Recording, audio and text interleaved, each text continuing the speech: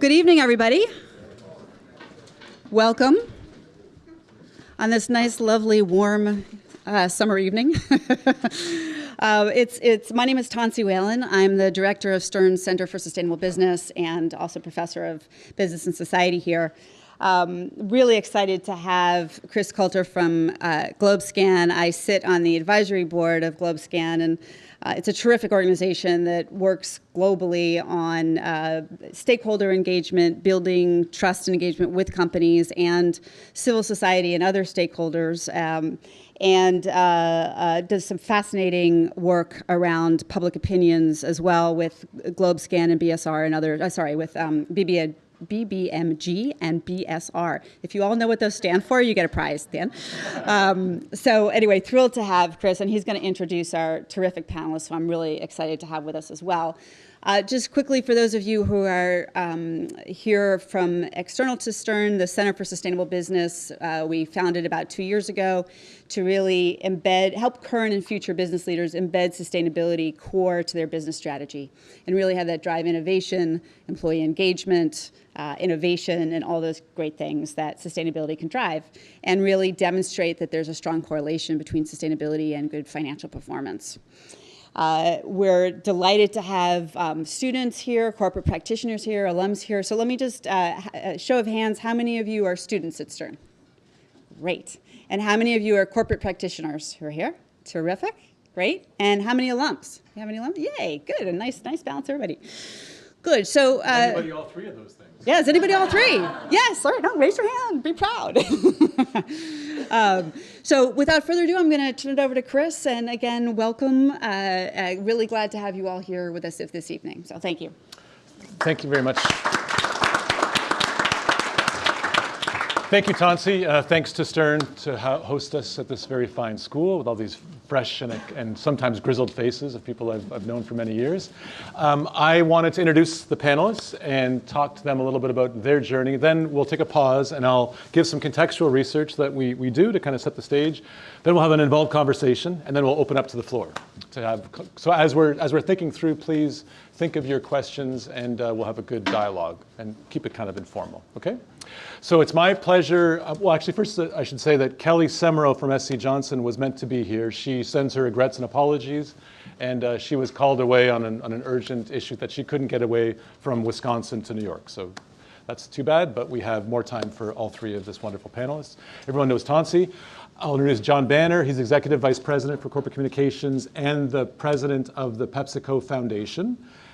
John's been at PepsiCo for about 5 years and has an illustrative history before that in media and journalism. And we're going to hear about his story in a second.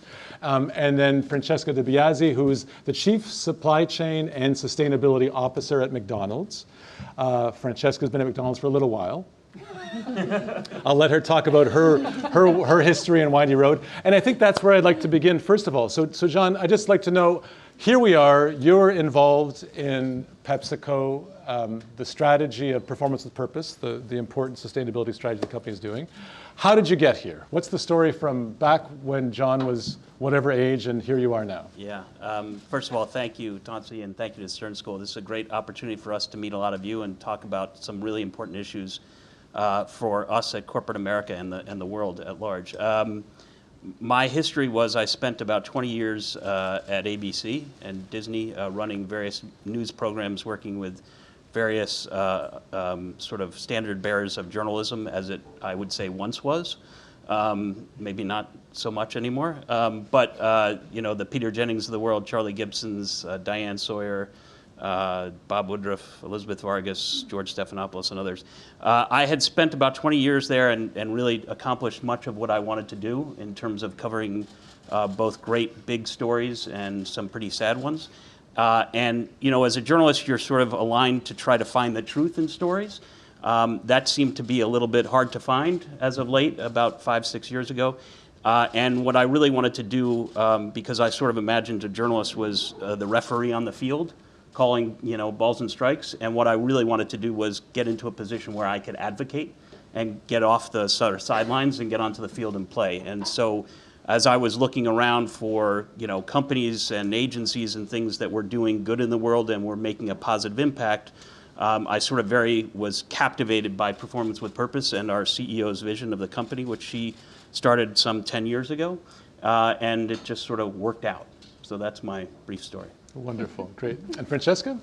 Well, thanks again for allowing me to be here this evening, and I'm glad you said I've been with McDonald's for a little while, because looking around the room, I've probably been at McDonald's longer than most of you have been alive. It's been 26 years I've been at McDonald's, and started in finance. So my background is finance. I'm a CPA by training, and so that's a little bit of a winding path to get to where I am now. And I spent 11 years of my career living and working in Europe, and it was probably about 14 years ago when sustainability became really important to me. I was running the supply chain in Europe, and we got a phone call from Greenpeace, and they said, you know, do you realize that the soy that you're purchasing to feed the chickens that are produced for Chicken McNuggets that soy is being produced in the rainforest in Brazil, and it's causing deforestation. And we said, no, we didn't. That's a long way back in the supply chain. And if you think, 12 years ago about transparency at that point wasn't really available. And we met with them. And for me, that was a big awakening to say, a company like McDonald's, we have size and scale, and we can really change the world. And as corny as that sounds, that was really exciting for me, and especially running supply chain, the impact that we could have was really great. So then a couple of years later, I came back to the US, and at that time I probably was one of the few people at McDonald's that had a lot of experience in sustainability because of the time in Europe, and I think everyone would say that Europe has been ahead of the United States on this journey. And when I came back, I'm working in sourcing for the global organization. I brought on a few people to focus on sustainable sourcing for McDonald's. And then a couple of years ago, we joined the two organizations, and so really have embedded sustainability into McDonald's core business as about 2/3 of the impact of our emissions come from our supply chain. So it's great to be in the position to be able to own the operations of our supply chain, as well as then make a great impact by being the Chief Sustainability Officer as well. Great. And we shouldn't forget your windy road. I don't know if the world knows, but what's your story? Actually, I was thinking, Chris, I'm going to turn this back into, we're going to have to hear your story too. Very dull. Right, exactly. So just a quick sort of, because the impetus for what I do today actually comes from McDonald's and journalism. So it's actually quite interesting to hear from you both. So I was living and working in Costa Rica as a journalist back in the late 80s. And at that point, I was just a kid at the time, of course. And at that point, there was a outcry in this country around McDonald's and rainforest beef, and basically that the rainforests were being cut down to give us our hamburgers. And what happened, there was a big campaign, and McDonald's and others stopped sourcing. They basically said, we're not going to do that anymore, we hear you. And indeed, the environmental groups were correct. But what happened as a result of that was not that deforestation stopped, because those people who were living off of ranching still needed to live.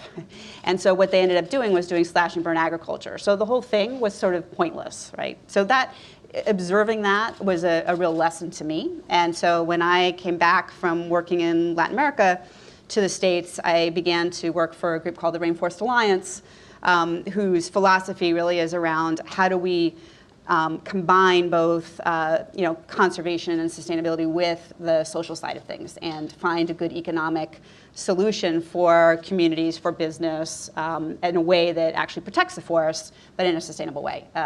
So and then from Rainforest Alliance, after 15 years, I had taught a couple classes here, and Bruce Buchanan, who runs the Business Society program, said, would you like to come teach? And I said, well, yes, that would be great fun. So here I am. Yeah. There we go. Yeah. And we're glad for it. It's wonderful. Now you have to tell us your origin story. I'll tell you one little origin story, just to show my vulnerability and my age as well. and I'll forego the slides, and I'll speak to the context a little bit, because I think this is more interesting. We're into it already. We're deep into it, everybody. I recall my first time in New York City was in 1999. a very young boy at the time, and I came under GlobeScan auspices to launch our Millennium Poll on corporate social responsibility. So I was here for the day, my boss brought me down, the conference board kind of co-partner sponsored.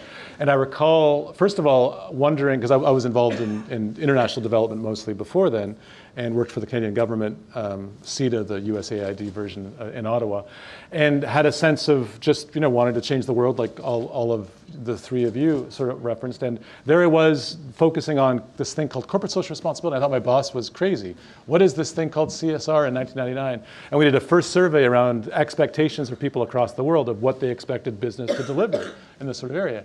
And it became a seminal sort of piece of understanding, wow, people really did have pretty robust expectations for business in a different way. And thinking back, I guess, 18 years now on that, we finally got to a point, I think, where we're getting a handle collectively on, wow, this is something, there's a different role for business to play. And if we look at the broader context of pretty low trust in business and challenges related to that, via Edelman and some of the work that we've done. If we understand that there's a growing thirst from the public and from stakeholders like employees and potential employees and investors and regulators for more purposeful types of business that address fundamental issues beyond the traditional in the social, environmental, economic space and kind of create better conditions for the world, we're at this moment where there's a draw from different factions of society and pressure points that are moving us rapidly to a place of really how do we revitalize a business model that's fit to create the world we want by 2030 as one marker we have all placed in the ground around the Sustainable Development Goals. And what's exciting is there's an evolution in how companies have responded to these expectations and shifting expectations. And it feels like on some degree we've gone from this do no harm sort of mentality of business to something a little more interesting 5 or 6 years ago where it's like, hey, there's something called sustainability and it actually goes beyond some of the elements of traditional environmental or community issues. How do we integrate this across very complex organizations and do it? And now I think we're getting to this other exciting place, which I think we call the purpose-driven era, where it's that, but almost towards a net positive, regenerative form of business to try and get us to where we're going to. So there's been a lot's happening in my limited time in this field, and it's all because of New York. So thank you, New York.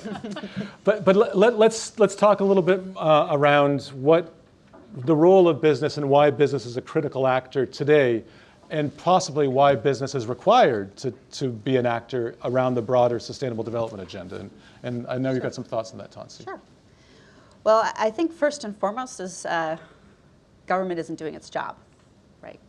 So when you think about what the corporate sector or civil society was expecting to happen around issues of societal good, right? So how do we deal with poverty or lack of education or no roads or a series of issues or environmental challenges?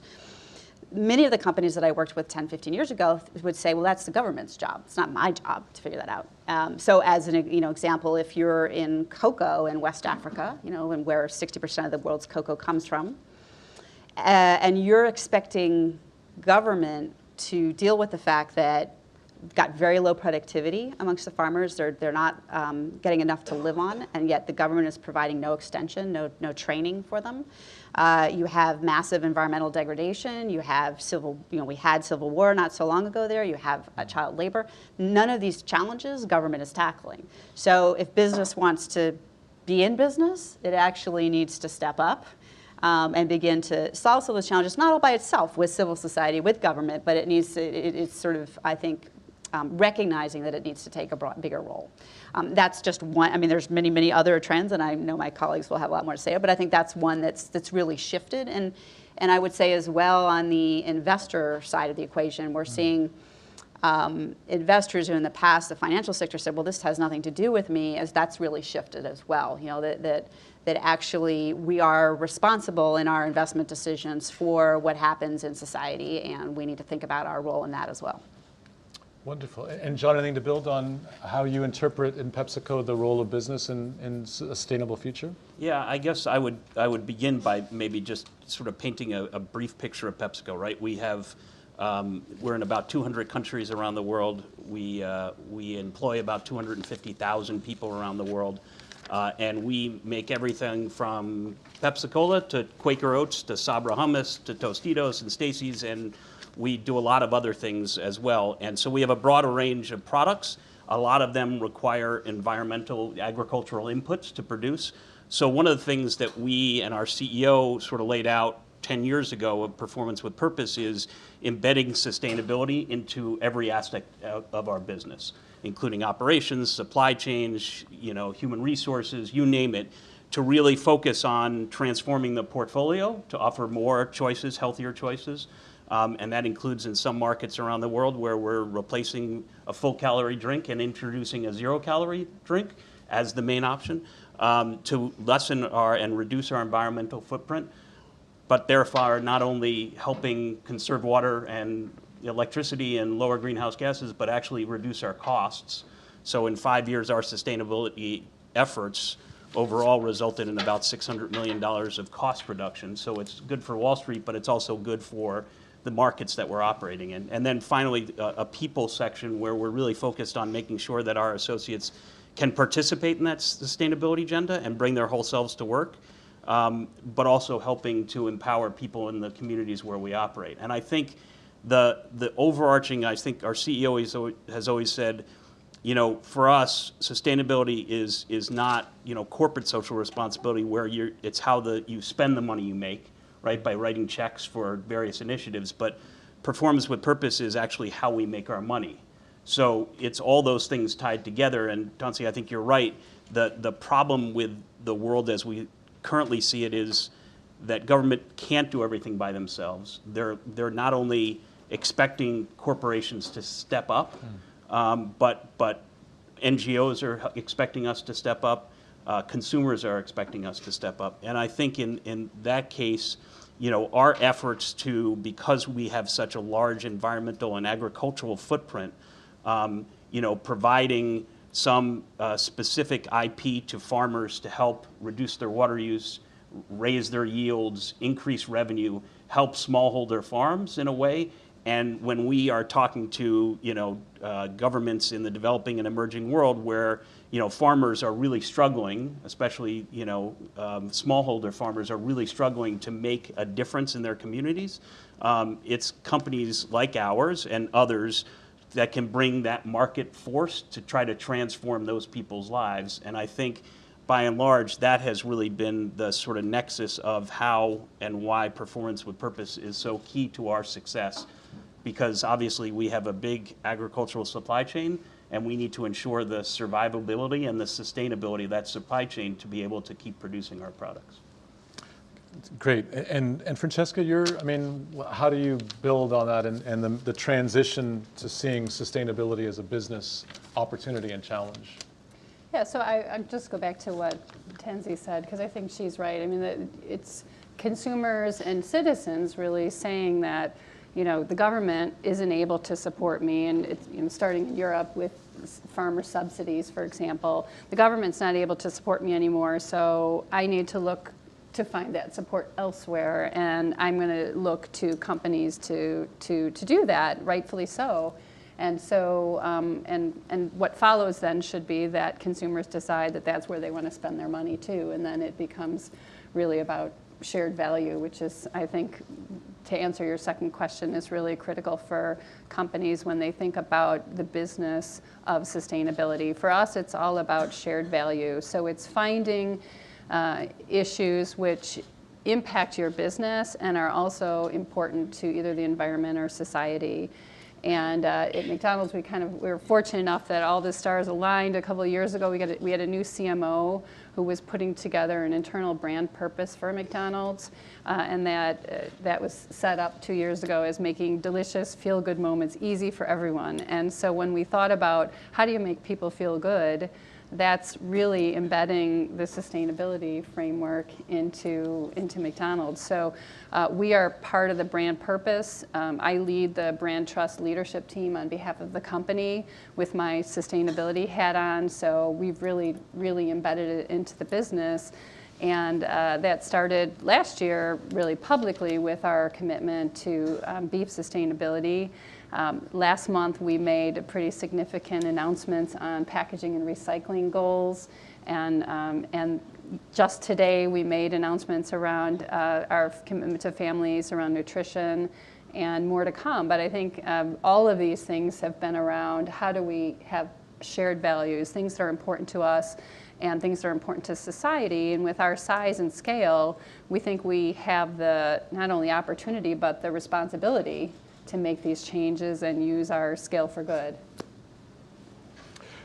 What's your sense, Tensie, of the trajectory of this, and what's the current state of the business case for sustainability? I mean, where are we in that conversation as an academic? And is this good for business? Is this good for business? So absolutely it's good for business. We'll hear from business whether they think so. But I think what's fascinating is that even 5 years ago, people saw it as jobs or the environment, right? Or good sustainability performance or good financial performance. And we're seeing increasingly that actually, as you alluded to, when you invest and embed sustainability core to your business strategy, you really drive good financial performance. So we at Center for Sustainable Business have been working on a methodology around that and really looking at where you have embedded sustainability, you drive innovation, you drive employee engagement, you drive supplier loyalty, you drive operational efficiencies, and then how do you actually quantify and monetize that? So we worked with McDonald's, Carrefour, slaughterhouses and ranchers in Brazil to look at the financial case around deforestation-free supply chains and the uptake of sustainable agriculture practices, and found that these ranchers, through the uptake of sustainable agriculture practices, saw their quality of their beef go from 0 to 70% high quality, their productivity will go up 2.3 times, and their profitability go up about 7 times. And with that, they were able then sort of net present value over 10 years to realize tens of millions of dollars in improved income. Well, then when you look up the stream, upstream to slaughterhouses, if you have suppliers, ranchers that are providing you with higher quality product that are making a decent living, you therefore have more stable suppliers, you have less operational risk, you have less reputational risk, and you also have higher quality product to pass on to your clients. And then for McDonald's and Carrefour, similarly, you have much lower operational and reputational risk and also opportunities in terms of employee engagement because they're feeling proud to be working for a company who's doing these types of things. So, and we actually quantified and monetized all that. And we're now working with the automotive sector to do exactly the same thing. And so we see this real opportunity because for the most part, businesses are not actually tracking the ROI on their sustainability investments. So they're tracking their operational efficiencies and energy savings, but they're not tracking talent enhancement and monetizing that. They're not tracking supply chain value. They're not tracking innovation. So we see if companies are making greenhouse gas emission commitments, for example, they'll start to innovate around their processes and products, and they'll create really exciting new opportunities. And that doesn't actually go back into the balance sheet. So I think there's a real opportunity there for business to better define and track the business case, and then for investors to support, to actually recognize that there's not only a correlation between good ESG performance and good financial performance, but there's actually a causality because when you understand what metrics there are that are actually demonstrating this financial performance, you can make better decisions. Yeah. And how much of that do you buy? John and Francesca, how easy is it to understand and monetize that in some ways, and what's the level of discourse internally on the business case? How much do you debate, and how much do you need to prove the business case on an ongoing basis?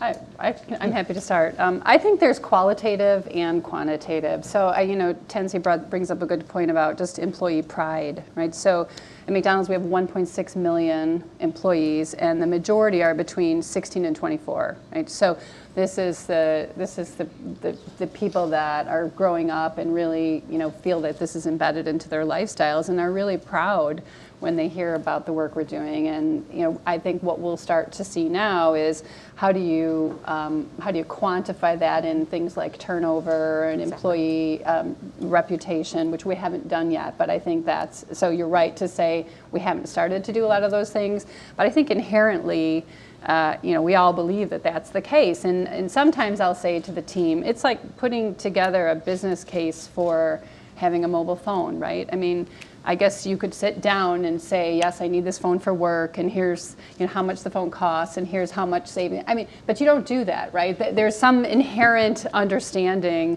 that certain things are foundational to your business and to your purpose, and you're going to do those things. But I think that's an easy one.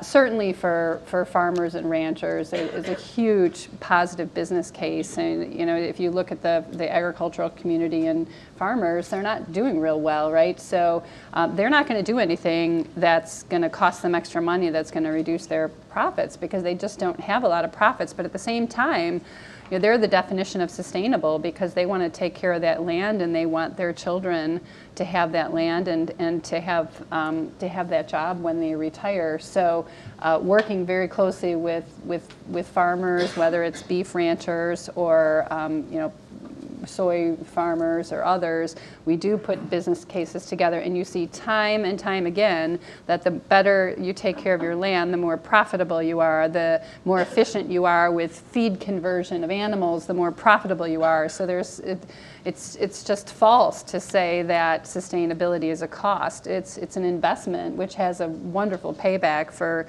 the agricultural community, and we do look at that more carefully.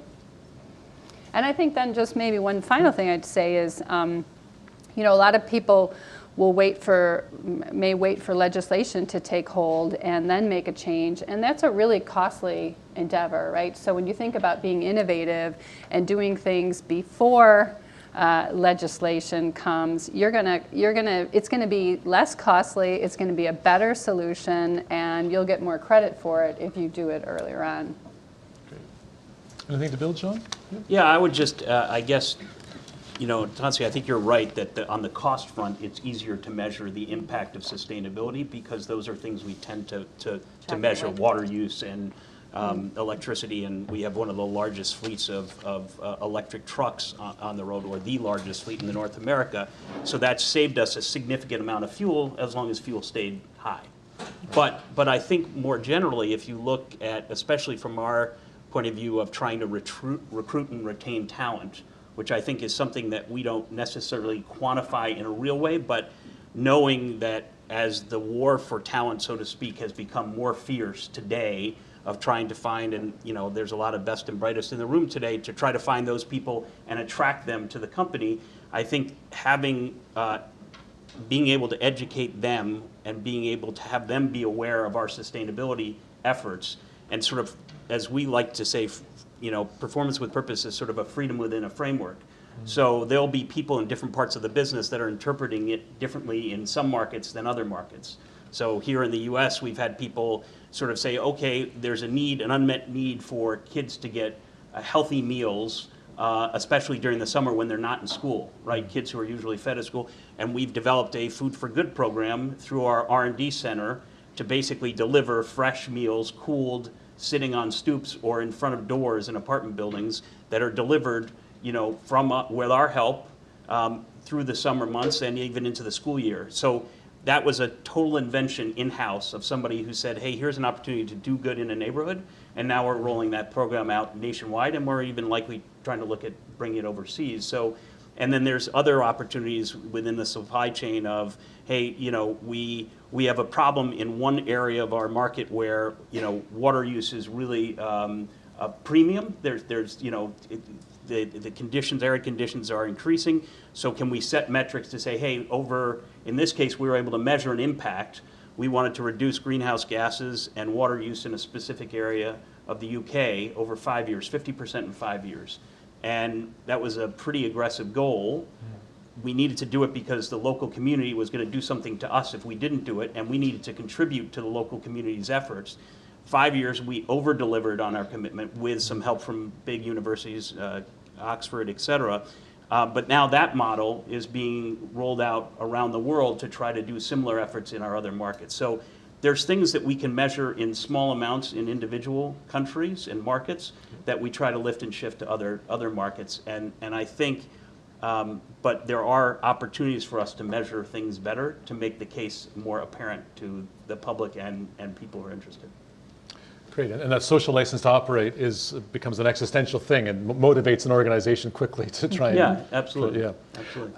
And we'll open up the floor for questions in a moment, but I wanted to just get to two things. One, the investor question, I think building on the business case and how your perspectives on how the investor scene has shifted. The Larry Fink letter recently puts an exclamation point, I think, on a really relatively significant transformation in the last 5 years and how investors are thinking.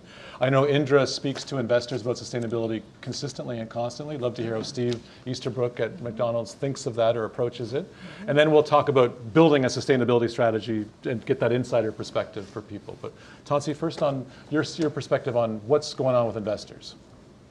Well, so I think one of the interesting sort of broader trends has been the move towards a lot of money going into passive investment, right? So into the index funds, into Vanguard, into State Street, and into BlackRock. And traditionally, that passive money has not taken any kind of an activist approach to ESG issues. So it's really been in the last couple of years that we've started to see. I mean, Larry Fink actually wrote a letter, I think it was 2 years ago, to shareholders beginning to talk about long-term, the need for a long-term approach, that they were going to really demand that the companies that they invested in demonstrated a commitment to long-term planning. And now he's taken that, quite a few steps further. State Street and Vanguard have also begun to, work together. They all work together around turning out proxies around requiring ExxonMobil to disclose climate change risk, for example. And they've never done that kind of a campaign for your Vanguard investors and BlackRock investors before. So I think that's fascinating. We also have, more broadly, ESG. Investing in this country is now up to, and again, I use that ESG investing rather broadly, but it's about $1 in every $5 is in ESG investments, which 20% is nothing to sneeze at. It is no longer a niche, area, and I think we're just seeing more and more companies, from Morgan Stanley to Rabobank, and then smaller hedge funds, Jana Partners coming out with a statement on, a hedge fund coming out with a statement on Apple and how they needed to, change their ways there. So I mean, it's a fascinating and very fast-moving area in terms of the investors' approach to these issues. We still have lots of investors who think this is all crap, okay? So there is definitely, I have plenty of conversations with investors who say, I'm going to lose money if I pay attention to these issues. I need short-term returns. Don't bother me with any of that. So there's still plenty of that attitude. I guess what I would say is that, first of all, I agree with you that the number of ESG investors has increased over time, and they've become more active in what they're requiring companies to disclose and how often they disclose it. I do think that from our point of view, look, there's our CEO tends to talk about the level and duration of returns to investors, and that is that most of our investors are large institutional investors or retail investors who are looking to invest their money to pay for college for a kid or their retirement and these big institutional investors are basically responsible for funding teachers' retirements and everything else. So what they really need is long-term sustainable returns. Mm-hmm. And I think what we have tried to consistently deliver is that long-term sustainable returns, both in the short term, but more importantly in the long term. And I think what the way you balance that is you have to make investments into your business in order to future-proof the business. We need to build a huge R&D operation to basically accelerate the transformation of our portfolio into healthier, more nutritious options for consumers. That was a big investment, but that meant we have to put money back in the business, not automatically just return all that to shareholders. But that investment is going to pay off for a number of years going down the road. Same thing with our sustainability. If we don't have a sustainable supply chain of, oats or oranges. You know, there's greening in Florida, the oranges are. So if we don't have that technology to invest to make our supply chain sustainable, we won't have products or any business, you know, 5 or 10 years from now. So there is an argument of how do you balance in the short term giving the investors the return they need, but also making sure that the level can keep going, that you're investing for the long term of the business. Quite a delicate balance. Yeah, Yep. Yeah, I like the word balance that you use there. And I think, you know, the Larry Fink letter certainly has brought this to the attention and brought more balance. So if I compare 3 or 4 years ago, the questions we were getting asked by analysts, there was really very few questions that came related to any sustainability issues. It was all very financially driven. And even the ones that did have maybe a, you know, 1 or 2 people working in the sustainability field, it felt like it was more of a check the box. Like, okay, once a year I got to talk to somebody who works in their sustainability department, and they weren't as informed really as certainly as on the financial side. But I would still say, you know, that certainly that letter made a lot of changes, but even in an organization like BlackRock, I think there's still kind of 2 sides of the house, right? So our CFO has conversations with with the financial investors. They ask a certain set of questions. Our team has conversations with the longer term investors, the sustainability team. They're asking completely different questions within the same organization. So I still think that there's a ways to go, but I think letters like that are fantastically supportive and useful. Another thing they're really useful for in big companies like ours is getting more interest from the board level, right? So when a letter comes out like that from a significant investor, the board does then tend to ask more questions and focuses more on the sustainability committee of the board, which we've had for over a decade.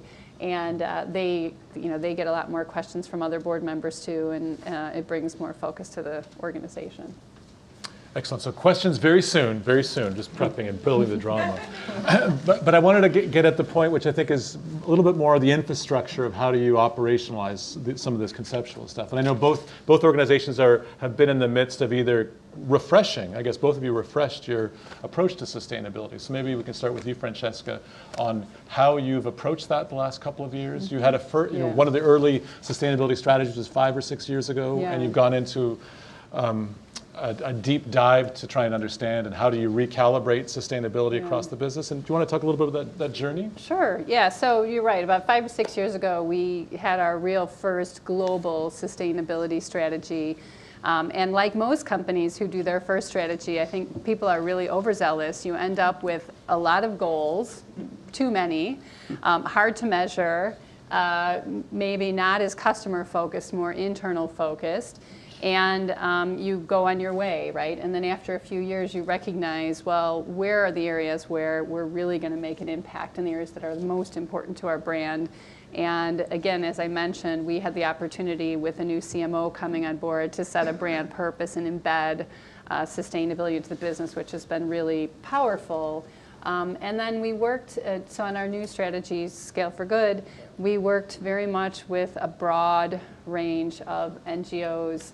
We have owner-operators, franchisees who run our restaurants all over the world. We brought in some of the owner-operators, we brought in crew people. We brought in just a large group of people to say, you know, where should we focus? We can focus in a lot of different areas. We are a big company.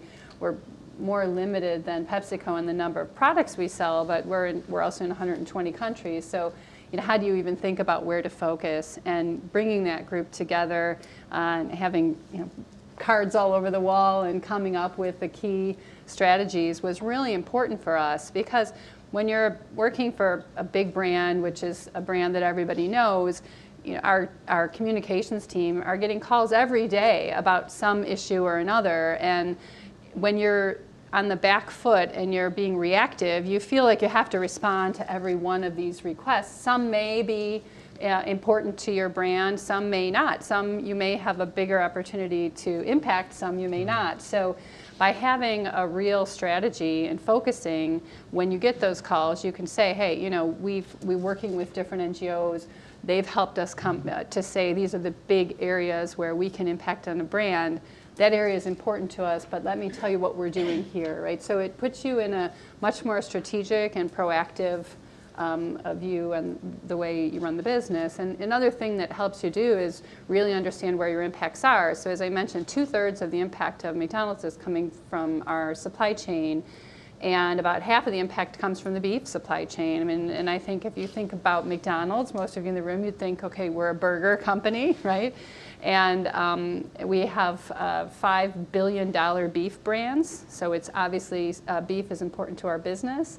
And it's our biggest environmental impact, so it's important to the environment and to NGOs. So when you have a category like beef, which is important to your customers, it's important to the environment, and it's important to us as a brand, it seems pretty obvious that that should be one of our focus areas. So it really helps drive that home. And again, having that embedded within the supply chain allowed us to be one of the founding partners of the Global Roundtable for Sustainable Beef. So we helped with veterinarians and others, suppliers, ranchers, we helped define what even does sustainable beef mean globally.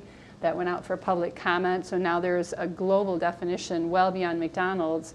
What does sustainable beef mean? And now we're starting to have our first purchases of sustainable beef. And that was a huge goal that we set for ourselves, and we're really proud that we changed not only McDonald's, but we changed the industry and the beef industry and supported ranchers too, and becoming more profitable. So, great. As an example.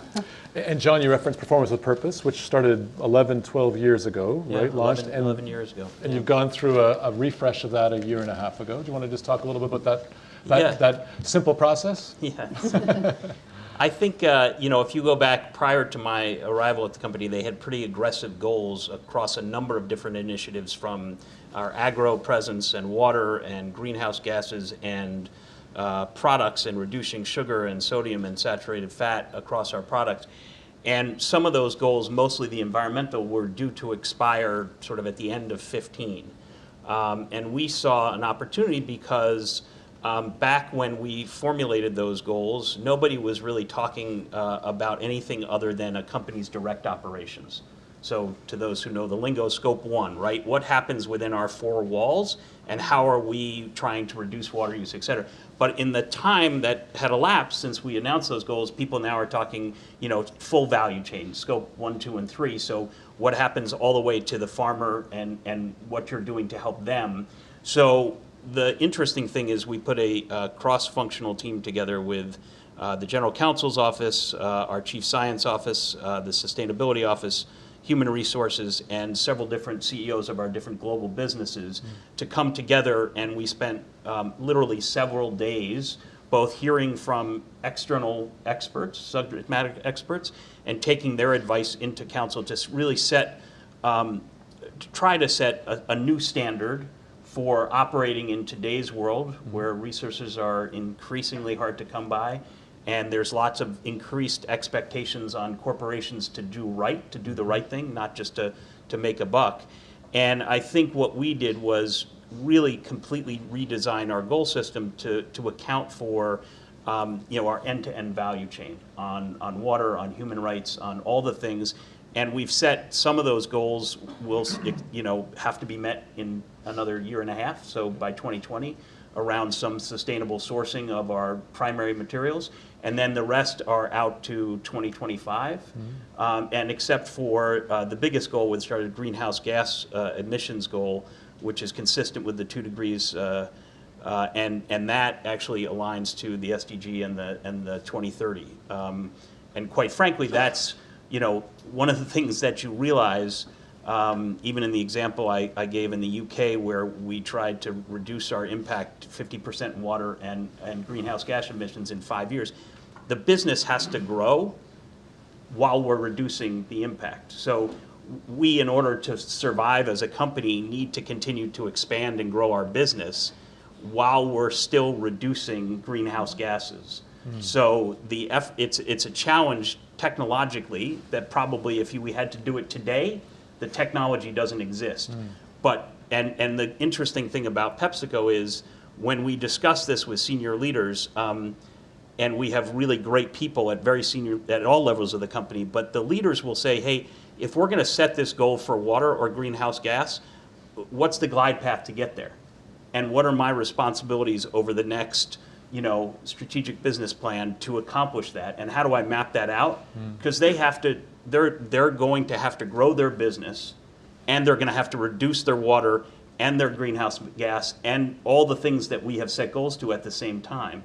And the one thing I think that we have sort of really been, I think, insistent upon as an executive team is, if we're going to put out a goal, we have to make it aspirational, right? Because it actually brings the entire organization along with us. But we have to know that we have to be able to get there, because we're not going to put something out there just to put it out there to get some noise.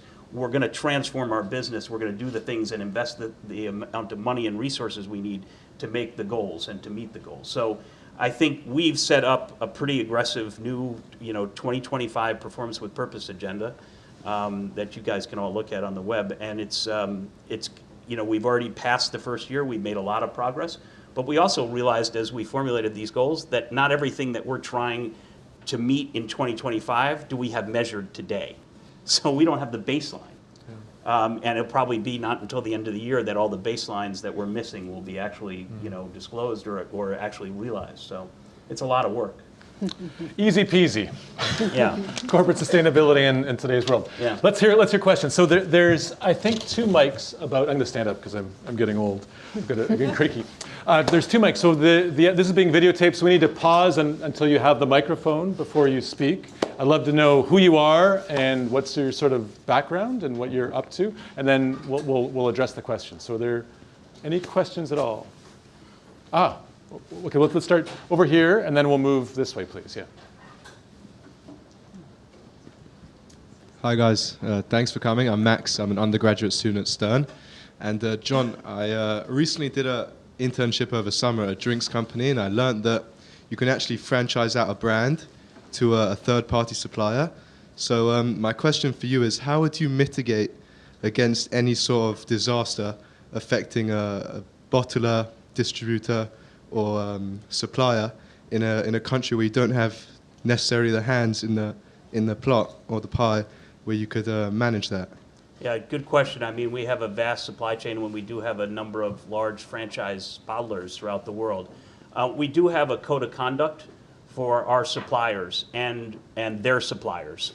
So we sort of reverse engineer through the supply chain into the bottlers to make sure that, and we have a whole compliance team globally that is responsible for making sure that our franchise bottlers and their suppliers are meeting our code of conduct, not only for the ingredients and the safety of the ingredients, and that's actually, our primary purpose is how do we sell food that is safe, and beverages, but also the code of conduct, is there access to a lavatory on the factory floor? Is there, do they have, are there, all the risks that exist in a supply chain in terms of human rights, et cetera?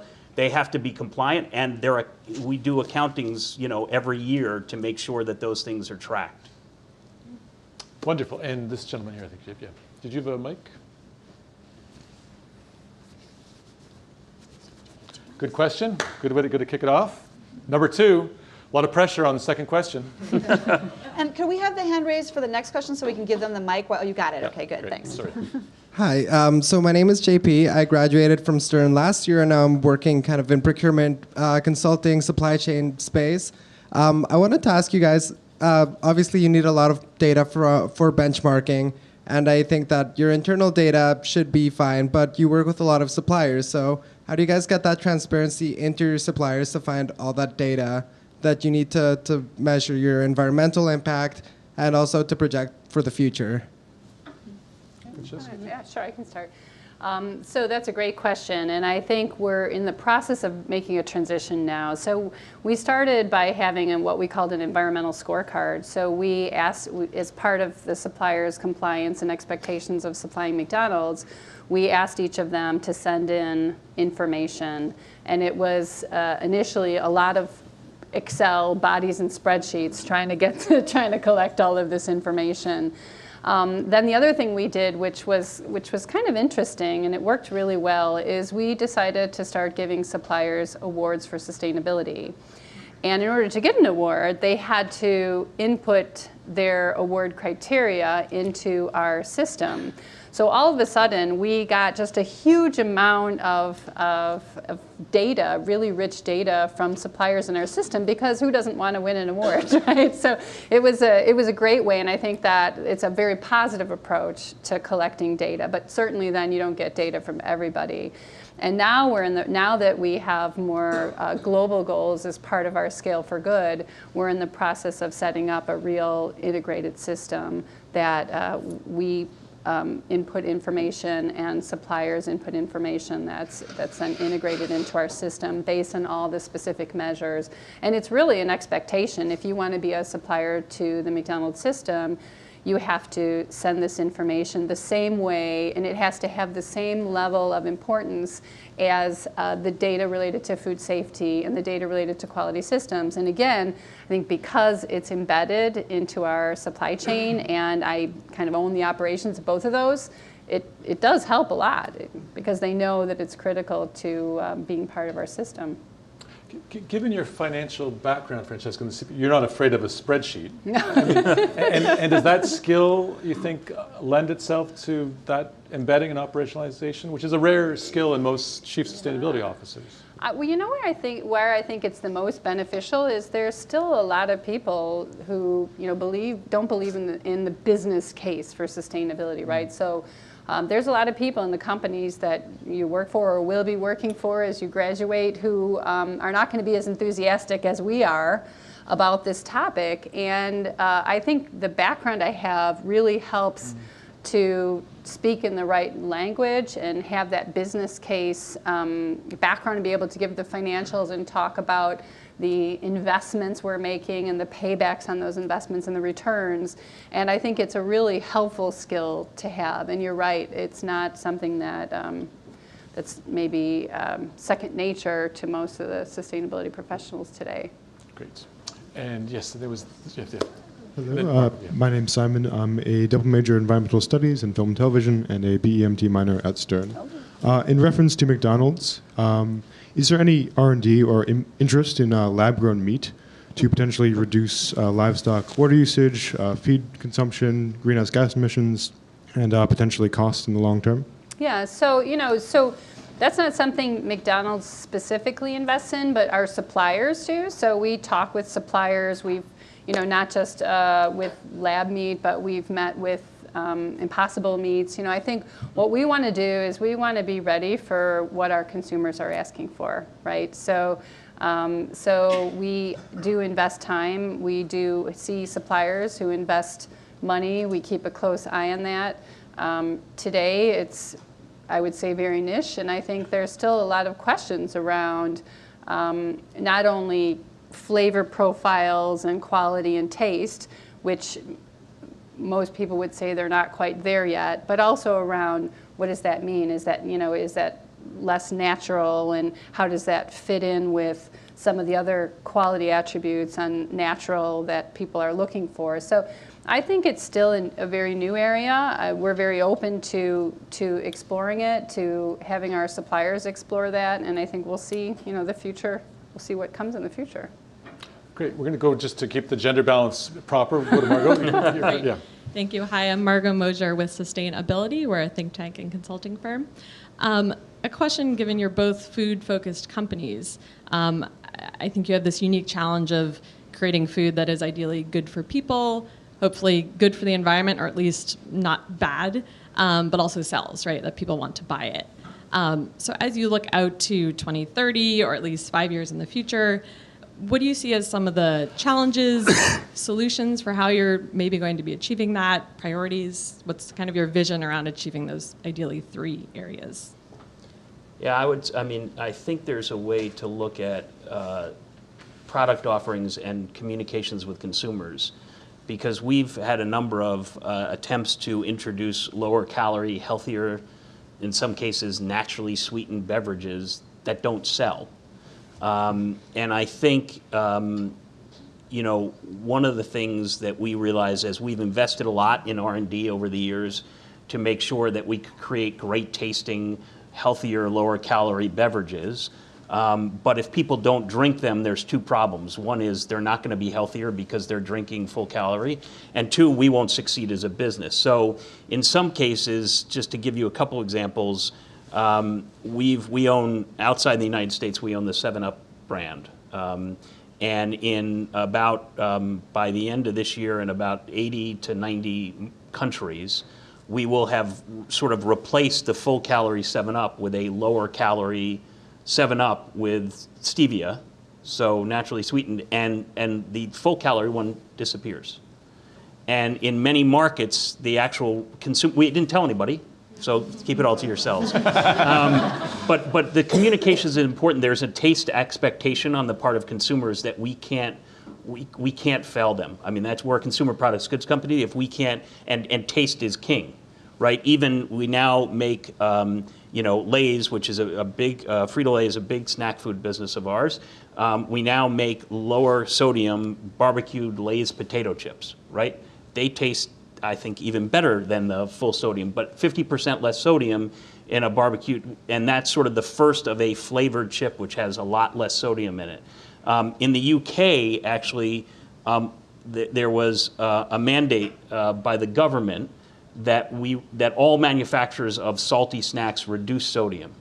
Now there's some, I'm not a medical doctor, but there's some differences in the medical community about how much sodium do you really need to reduce based on all sorts of health issues. But in that case, they gave the industry, I think, 5 to 6 years to lower the sodium rates. And therefore, we could step down every year the sodium so that the consumers didn't notice. It was not communicated by any of the companies or the government.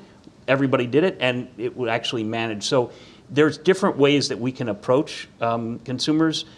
The other thing is that there has to be, I think one of the things that we've realized is there has to be a value proposition to a product to communicate clearly to consumers that actually makes them excited about the product, not necessarily because of the attributes, so what's the makeup, but because of the positioning. So we have a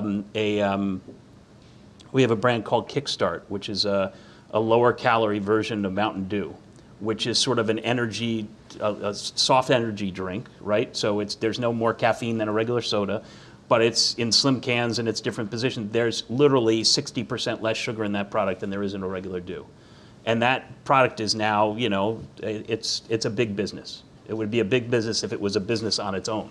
So we have to realize that we have to meet the consumers where they want to go.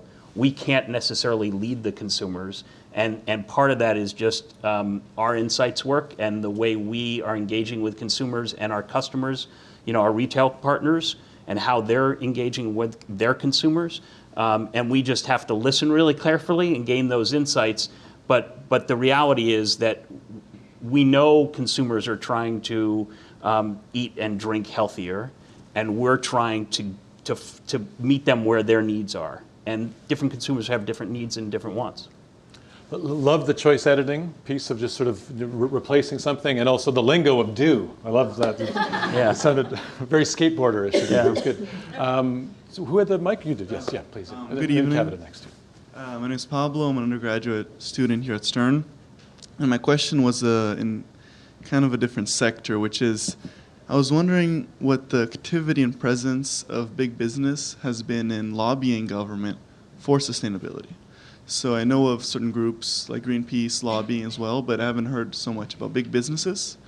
And the second part is, in what ways can Congress and government best assist sustainable efforts by companies, specifically PepsiCo and McDonald's? I think that would be an interesting thing. Great question. So the advocacy piece, and we'll pass that. Thank you. It's maybe a little bit more in your opinion. Yeah, I mean, I think, first of all, in terms of lobbying, I think there is an attempt by us, not necessarily to lobby federal governments, but certainly engage with local governments around issues very directly related to sustainability. So how do we convene groups of people who feel the same way about reducing water use in manufacturing?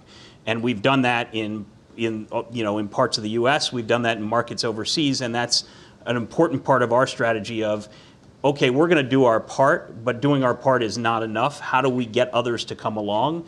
And part of that is to collect the right stakeholders in front of legislators or regulators to try to impact some change that's across, not just our industry, but across multiple industries.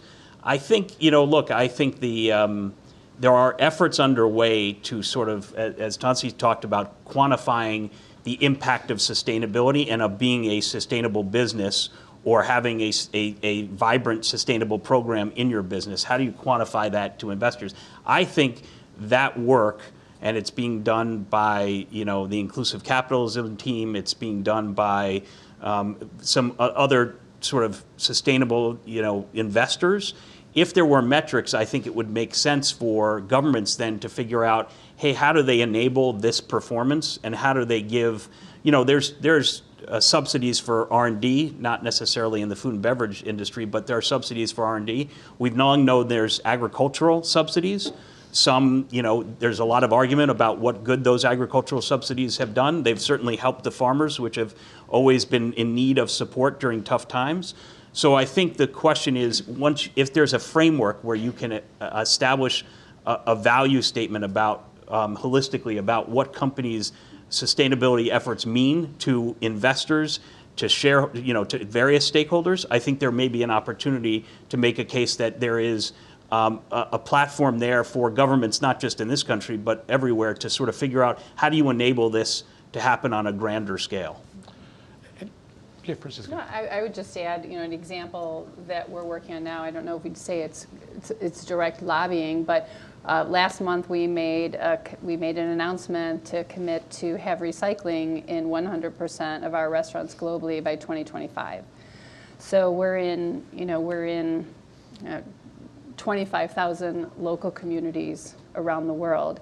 And so the only way that's going to happen is that the recycling infrastructure gets put in place in all of these local communities. And that's only going to happen by working together with governments, because you have to have a waste stream that fits into what's allowed in that local government. You have to work together with that government. We know even within the United States, the different number of recycling regulations and rules and what cannot be recycled versus composted. It's very confusing. It's complicated.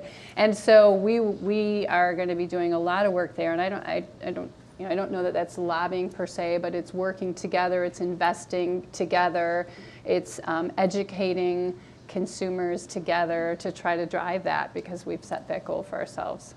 I'd love to hear your perspective, Tensie, just on that. But I think it's a powerful, counterintuitive thing that in this world of trying to raise the boats across some of these things and deal with regulatory differences, that some of the biggest institutions that exist are these global companies that are in 200 countries or 120 countries, and it's the best we have to try and to raise the boats.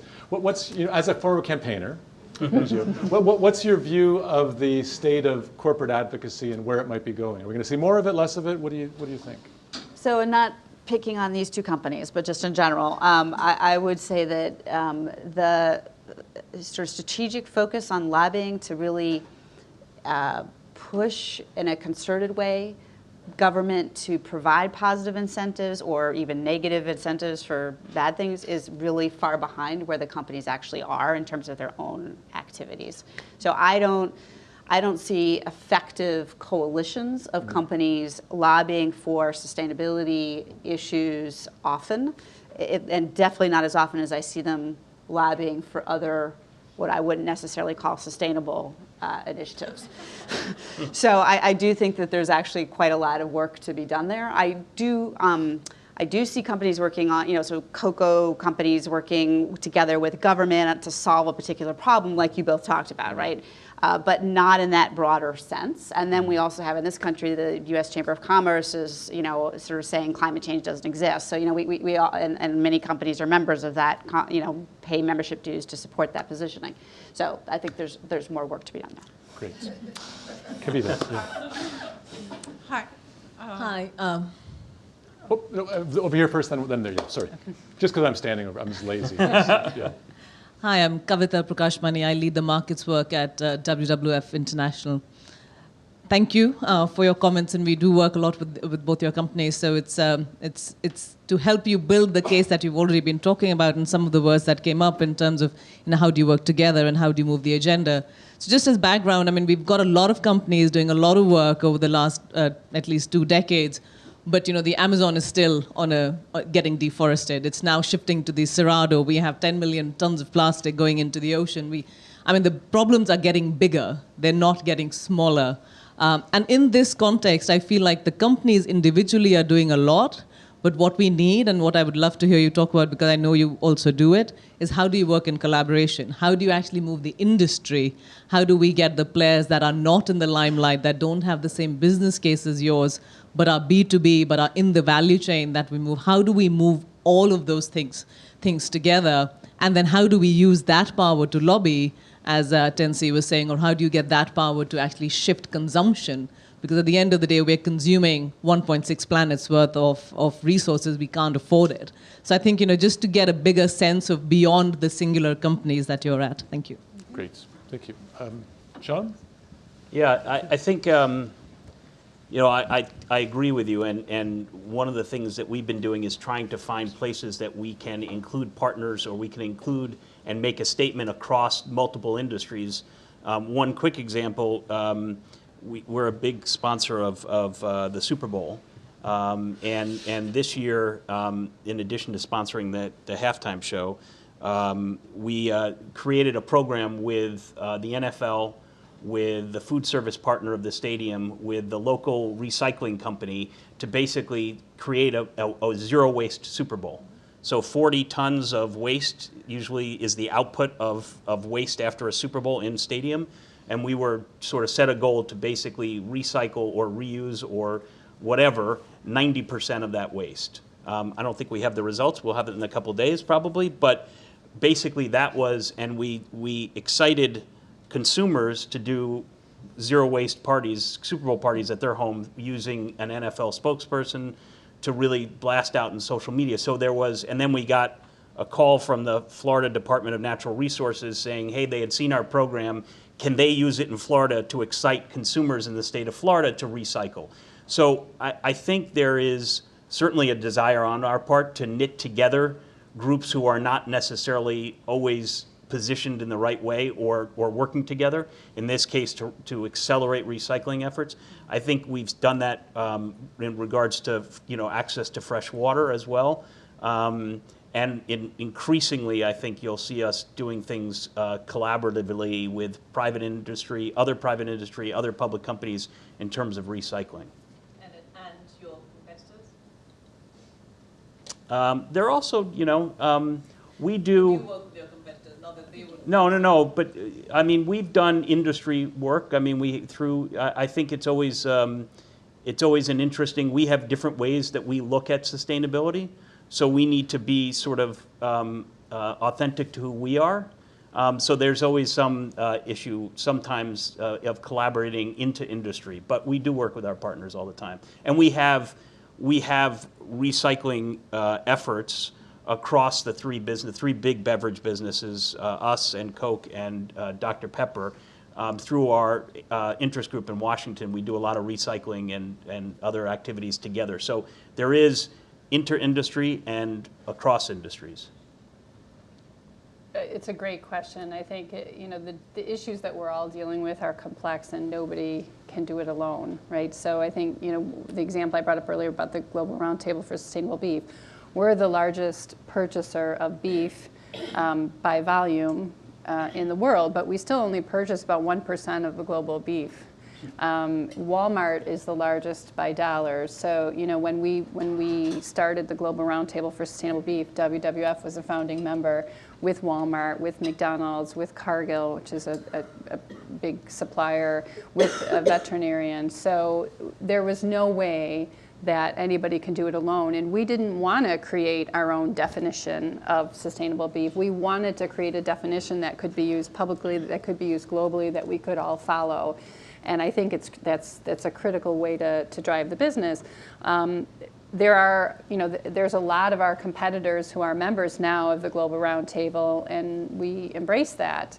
I think I sometimes say I think sustainability is maybe where food safety was maybe 10 years ago, right? So food safety is not a competitive advantage. If one company of our competitor has an issue with one of their products, that impacts the whole industry.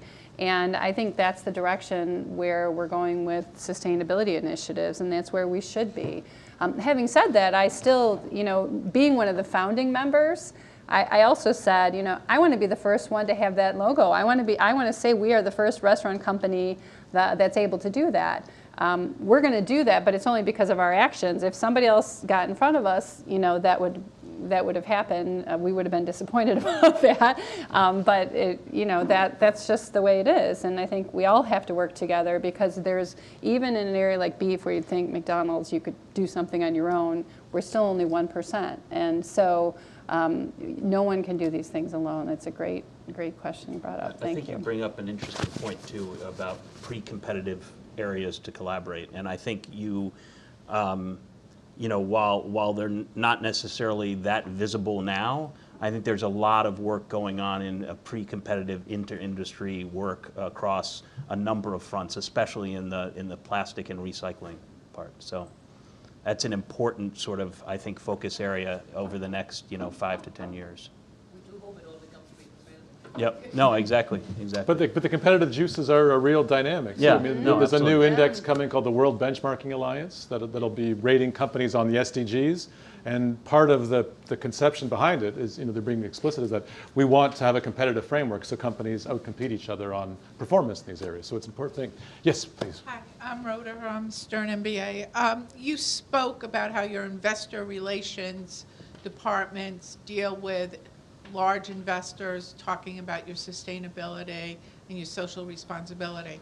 How are you communicating with your everyday consumer that you are becoming a sustainable company, providing healthier, better product? Great question. Yeah.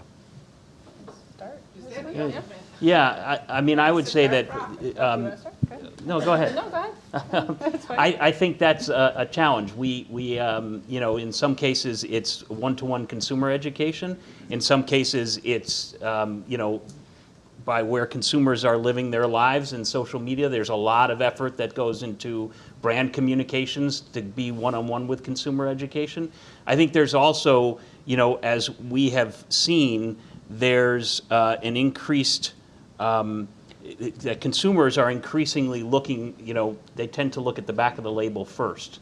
So they're educating themselves. And so our best vehicle for communicating with consumers is our packaging. And whether or not, no matter what product it is, we're pretty transparent on the front of the pack or the back of the pack, what's in it and how many calories, et cetera. So I think there's clearly a big effort to be transparent to consumers in terms of what we're offering them and being authentic to the brand experience that they're looking for.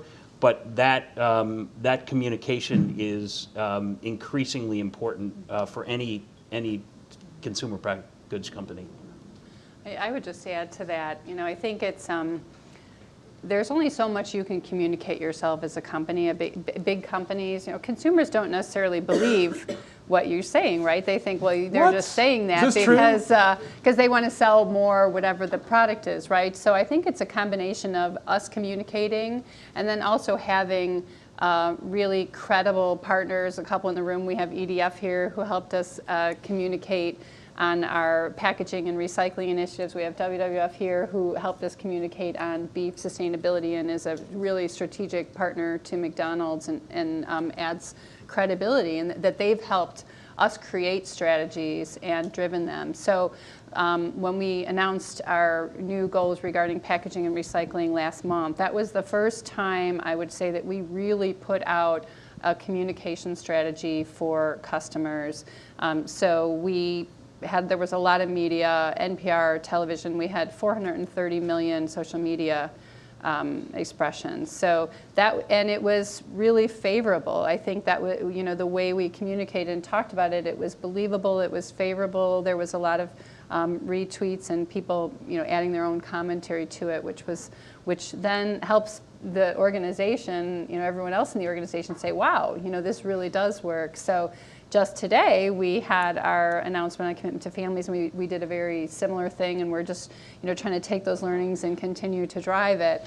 Today was a big day for us. Today, we also just upgraded our website, aboutmcdonalds.com, the sustainability page there, and Scale for Good, and so now you can go there and see everything we're doing, and also see examples from other areas of the world, and connect that to the SDGs. Whereas Pepsi has, the biggest consumer, the biggest thing they do is look at the label. For us, it's, people going into our restaurants, right? So how do we use our restaurants to communicate messages? And as we think about, in the future, recycling and packaging, and the 1.6 million people who work in the restaurants, and how do we continue to educate them and bring things to life more in the restaurants too, so that people see it when they come and visit us in the restaurants. Can I just ask a follow-up question on that? Why has it taken so long to get to that stage of engaging consumers for consumer-facing brands, both at McDonald's and PepsiCo? And where's the future of advertising or consumer engagement going, given the traditional messaging and ads and the amount of money spent versus what this could do? I don't know that it's a new, I think that obviously, as the number of social media platforms have taken off, you're able to get real-time feedback from consumers of what they think about brands, which is kind of a great opportunity to hear from a consumer. I think the other thing is that, as some other consumer packaged goods companies, you have to balance sort of how much you're investing. We have a set amount of money that we're actually marketing our products, and you have to balance what is the scale that you need to reach the number of consumers, and how much of that can you deploy into digital technologies? Because, as some other CPG companies, not us, have learned, if you sink too much into digital, you lose the scale of reaching consumers. So it's a balancing act. I don't think it's a new thing. I think the data that these companies are able, the social media companies are able to give to us to let us know what consumers are thinking is getting better. So we're actually allowed to, we can actually see, okay, judge whether our positioning is right or not better in real time. But I think it's, that the sort of assuming all the noise about their impact in the last election, I think the social media channels are going to go through some growth, peaks and valleys over the next several years. But it's clear consumers are living a large part of their lives on social media. So I'd say for us, the strategic communication is kind of new. And I think it kind of relates to McDonald's as a company and our culture. We're from Chicago, kind of had this Midwestern approach to kind of keep your head down, do your work, get things done, and hopefully you'll get caught doing something right. So we never really went out and communicated these things. And then you start to recognize, by not communicating, people make up their own stories. And when you're a big company, those stories tend not to be positive stories. And so then I think that realization, along with the fact that we have a lot of things that we're doing that we can be really proud of, and our suppliers tell us that all the time. They say, we work with a lot of different companies in your space and in other spaces, and I can't believe you don't talk about what you're doing, because you're doing much more than anyone else. And if I tell, another customer that I'm a supplier to McDonald's, they want to work with me because they know the quality and food safety standards that you have in your organization. So let us help tell your story too. And so I think it all gave us a little bit more confidence that, we really need to be out there and do it. Otherwise, people make up their own stories. Excellent. Yeah, Tensie. Just one quick point on this. So when I ran Rainforest Alliance, I worked with a lot of brands and marketeers, and I found it was very challenging. So a lot of marketing folks are very risk averse because they have to deliver on the product, and so testing and trying new ideas is really challenging and scary. And communicating sustainability traditionally has not been done all that well. You know, it's sort of boring or way too much information, or you forget about the attributes. You know, there's a great... Or that rough toilet paper that was so wonderful. Right, in the 90s. exactly, Yeah. exactly. Or Freya Williams in her book Green Giants talks about, you know, do you want... you want some ethics with your burrito or some burrito with your ethics, you know, right? So how do you like, you know, position this? And I think companies have really struggled with that. And I think we're still, you know, we don't know, it's new, right? How do you communicate this in a way that engages people and doesn't turn them off? And also consumers, the same way we were talking before about how business is just now getting out of the mindset that you have sustainability or financial performance. Because of those products that didn't do so well in the 70s and 80s, consumers oftentimes think, well, if this is green or sustainable, it's going to be less efficacious than, you know, it's not going to work less well than this other product, right? So I think we've got some work to do in terms of how we shift consumer engagement. And I know we're getting close to time here, too. So Lou, the two last questions. Whoever's got a mic, this gentleman's got a mic, and who else has a mic? All right, you're the last two, and then we'll do a little wrap-up. Yes, but back to you. All right, I got lucky. Thanks. Yeah. How you doing? My name's Dave Ford. I run a company called Soul Buffalo, and we take executives of big companies directly into big problems in the world that they have some sort of stake in. So like ocean plastics, climate change, conservation. So just curious, with your respective companies and NYU as well, you know, you guys are like sitting at the intersection of purpose and performance, and just curious, do you guys take your internal stakeholders, your executive leaders into any of the SDGs that you kind of put a stamp on, and so they can feel it The firsthand? experiential thing, too. Yeah, like the experiential piece. Great. Good question. Yeah, at PepsiCo we formed, I don't know, it was about 7-8 years ago, a program called PepsiCo. And it's not a defined group of people, it's an experience. So we take our leaders, cross-functional leaders from supply chain and operations, and put them into, or agriculture and sustainability, and put them into regions of the world that have problems that we can help solve. There was one, I'll give you one example, and it's usually a group of 10 to 13 people, and they go and live somewhere for 6 months. And they're excused from their jobs, right? They basically, somebody covers for them, or somehow their job is getting done, but they're invested and they're dropped in, they're supported by the local business. We did it in Flint, Michigan recently, where we were able, I mean, all of our companies gave a lot of water to solve that problem, but one of the things we knew was that there was a need based on the experience of the fact that there was no water. There was also a lack of sort of access to common goods that people needed.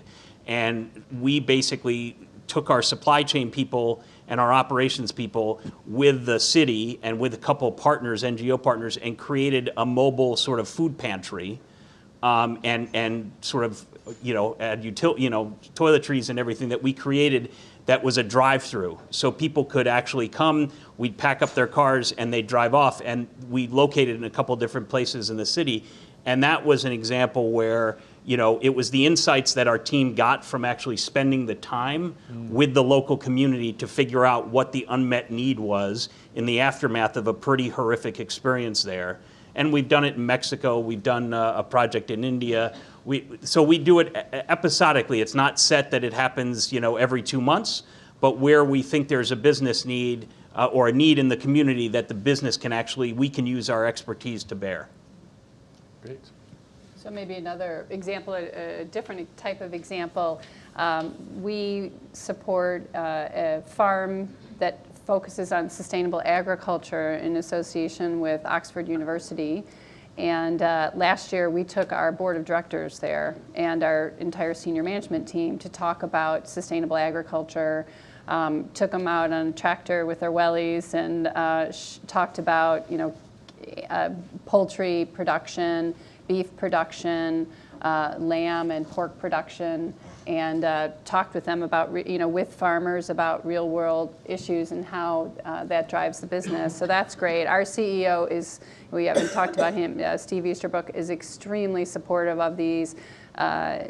all of the key big bold moves that we're focused on, and really likes to be hands-on. When we started our sustainable beef program, we were doing a pilot in Canada. He and I, with Carter Roberts, the CEO of World Wildlife Fund, went to those ranches in Canada and visited them personally so that we could all, be able to tell our own story authentically about it. So maybe just another example where we're focusing more on the management team and our board. And at Stern, anything like this? Taking students to Costa Rica to work on sustainable business, and students off to Mexico and to Indonesia to look at smallholder finance. Took Nespresso to Costa Rica to look at sustainable coffee farms in January, et cetera. That's it? All right. Lots more. Just that. The last question over here to you, sir. My question is related on how you engage management and the executive level into sustainability. So the question is whether there is some link between sustainability goals and performance measurement, and whether there has been also related to the compensation system in the corporation, if you have moved into that stage. Great. So how do you reward or compensate for good sustainability performance? Great question.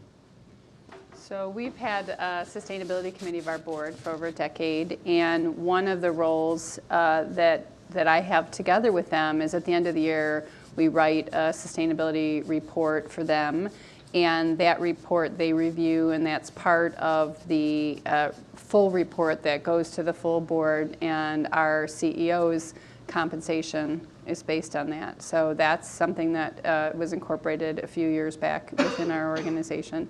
And so I sit as a senior leader of the company. I also have that seat at the table, right? So when we're talking about sustainability issues, sometimes it's great to be able to bring things to life. When you talk about things like, gestation-free crates for sows or cage-free eggs, people haven't seen that before.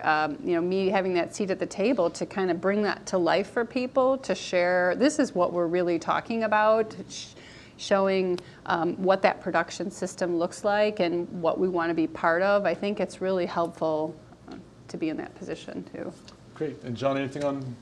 Yeah, I mean, obviously, in order, when we set goals, we have to have metrics, and everybody has to contribute to be able to meet those goals across a range of sustainability issues.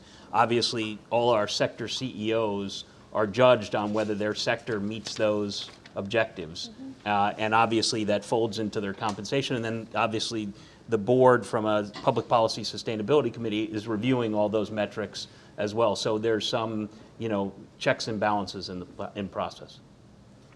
Wonderful. In the spirit of a glass half empty and half full, let's err on the side of, in the spring day in New York, let's err on the side of the glass full. What's your biggest hope or aspiration in the next year for each of you in the field of corporate sustainability? Tensie, you get that first. What's my biggest aspiration?